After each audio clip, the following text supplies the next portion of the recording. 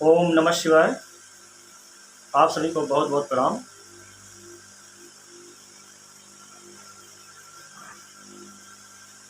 आदरणीय सुधीजनों, आप सभी का हमारे YouTube चैनल पर मनोमय समादर तथा हृदयाभिनंदन। आज का विषय है श्रीमद्भागवत पुराण की संगाथा। श्रीमद्भागवत पुराण का महत्व यह है क्या, इसको सुनने से क्या फल मिलता है। क्योंकि हमारे लौकिक जीवन में भी हम जब कोई कार्य करने जाते हैं तो सबसे पहले मूल्यांकन करते हैं कि हम इतना दिन इतना समय इतने बजे से इतने बजे तक ड्यूटी करेंगे, उसका मूल्य क्या होगा, उसकी सैलरी क्या होगी, पैकेज क्या होगा। हमारे धर्म में जितने शास्त्र हैं, पुराण हैं और जितने मंत्र हैं, सबकी महिमा है, सबका फल बताया गया है। इसको करने से क्या फल प्राप्त होता है। तो श्रीमद्भागवत पुराण के बारे में कहा गया है, निगम कल्पतरोर गलितम फलम सुख मुखाद अमृत द्रव संयुतम पिबत भागवतम रसमालयम मोहरहो रसिका भुज भागवता। भागवत क्या है? वेद रूपी कल्प वृक्ष का परिपक्व फल श्रीमद्भागवत पुराण। श्रीमद्भागवत पुराण वेद रूपी कल्प वृक्ष का परिपक्व फल है। निगम कल्प तरोर गलितम फलम, यह परिपक्व फल है, सुपक्व फल है। तो क्या करें इसका? पियो। पिबत भागवतम रसमालयम। विसंगति दिखाई पड़ रही है, क्योंकि फल तो प्रायः खाया जाता है, पिया थोड़ी जाता है। तो ये फल है तो इसको खाया जाएगा, ना कि पिया जाएगा। यह फल कैसा है? यह फल रस सुधा रस पाई है, इसमें रस ही रस है, ना गुठली है ना छिलका है, अर्थात त्याज्यांश कुछ है ही नहीं। रस घनीभूत हो गया है, रस घनीभूत होकर फल बन गया है।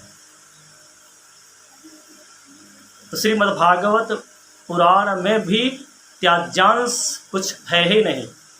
इसमें जितनी कथाएं हैं सब ग्रहण करने योग्य हैं, सब अनुकरणीय हैं। चाहे वो नरक की कथा हो, अधर्म के वंश की कथा हो, वंशावली हो, जितनी भी कथाएं हैं सब बोधगम्य हैं। नरक के बारे में जब हमको विशिष्ट भान होगा, विशिष्ट जानकारी होगी, तभी तो हम नरक से बच पाएंगे। अधर्म के बारे में जब हमको ज्ञान होगा, क्या करने से पाप होता है, क्या करने से पुण्य होता है, तभी तो हम उस अधर्म से बच पाएंगे। अन्यथा धर्म और अधर्म दोनों करते रहेंगे, जितना धर्म किया उतना अधर्म हुआ। श्रीमद्भागवत पुराण की जो कथाएं हैं रोचक और पाचक हैं, इसीलिए निगम कल्प तरोर गलितम फलम, वेद रूपी कल्प वृक्ष का परिपाक फल है श्रीमद्भागवत पुराण। तो क्या करें इस फल का? पियो। पिबत भागवतम रसमालयम। वेद की ऊंची ऊंची शाखा हैं, हम वहां तक पहुंच नहीं सकते। तो उस वृक्ष पर पत्थर मारे नहीं, भक्त ऐसा कर नहीं सकता। वृक्षों पर पत्थर मारना ये अपराध है, ये पाप की श्रेणी में आता है। कोई सुजन व्यक्ति वृक्षों पर पत्थर मारकर उस फल को थोड़ी तोड़ता है। पाएं कैसे इसको? बोले प्रार्थना करो और प्रतीक्षा करो। कोई सुख मुखाद अमृत द्रव संयुतम, कोई सुख, कोई सुगा, कोई तोता आए उस वेद रूपी कल्प वृक्ष की ऊंची ऊंची शाखा पर आकर बैठे और उस फल पर चोंच को संस्पृष्ट करेगा, उस फल को स्पर्श करेगा, तो जो घनीभूत रस है वह द्रवीभूत होकर बहने लगेगा। आप नीचे ही रहना, जब वह द्रवीभूत होकर रस बहेगा तब आप उसका पान कर पाओगे।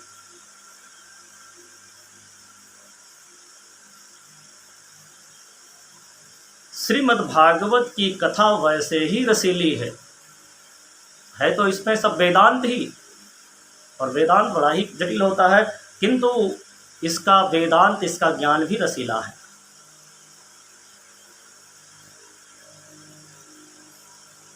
ज्ञान की जलेबी में वैराग का रंग डालकर भक्ति की चाशनी में तब श्रीमद् भागवत का वेदांत परोसा गया है। इसलिए हम प्रार्थना करें, प्रतीक्षा करें कि कोई सुखदेव जैसा परमहंस मनीषी आए, अपनी मनीषा की मथानी से सारे शास्त्रों पुराणों को मंथन करके फिर उसमें से जो नवनीत निकले हम सबको वितरित करें। श्रीमद् भागवतम यह है।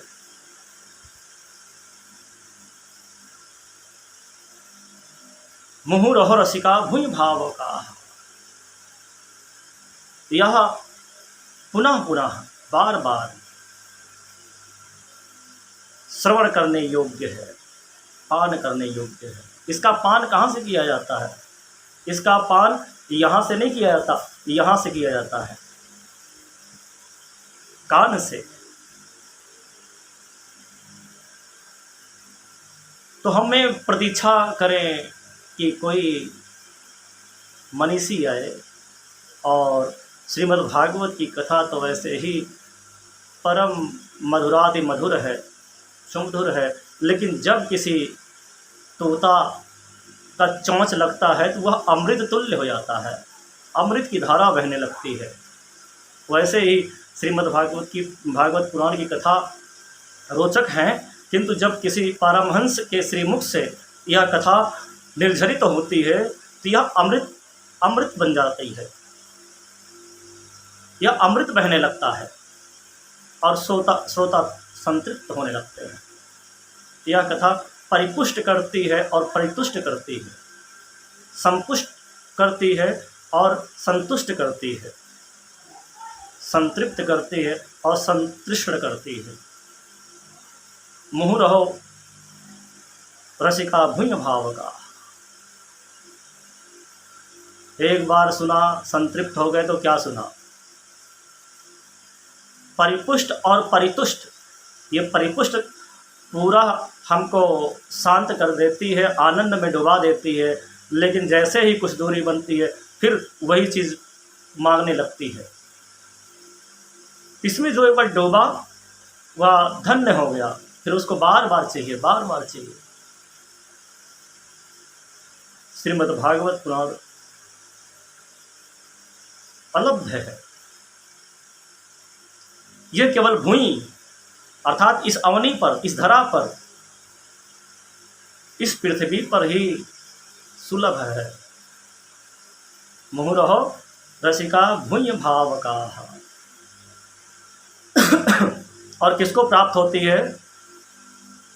भगवान के भक्तों को, जो जिसके ऊपर भगवान की कृपा होती है, जिसका भगवान चुनाव करते हैं,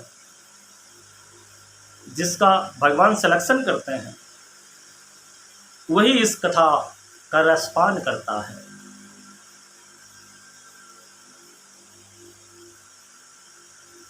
सदा सेव्या श्रीमद्भागवती कथा, ऐसा भी कहा गया है। सदा सेव्या, यह सदा सेवन करने योग्य है, सदा सर्वदा सर्वत्र इसका सेवन किया जाना चाहिए।